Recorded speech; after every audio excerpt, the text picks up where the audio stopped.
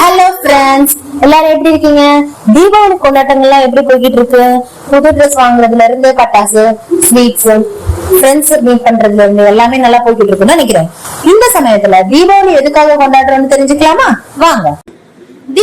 தீபாவளின்ற வார்த்தை தீபாவளின்ற சான்ஸ்கிரிட் வேர்ட்ல இருந்து வந்திருக்கு. தீபாவளி கொண்டாடுறதுக்கு நிறைய காரணம் இருக்கு. அதுல முக்கியமான காரணங்களை நான் சொல்றேன்.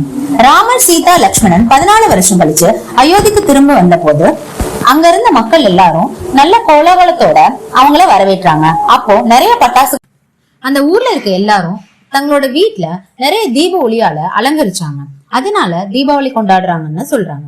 இன்னொரு காரணம் என்னன்னா, கிருஷ்ணர் நரகாசுரனை வதம் செஞ்சனால தீபாவளியா எல்லாரும் கொண்டாடுறாங்கன்னு சொல்றாங்க. தீபாவளி அன்னைக்கு மகாலட்சுமிய வணங்குனா நம்மளோட வீட்டுல செல்வம் நிலைச்சிருக்குன்றது ஐதீகம்.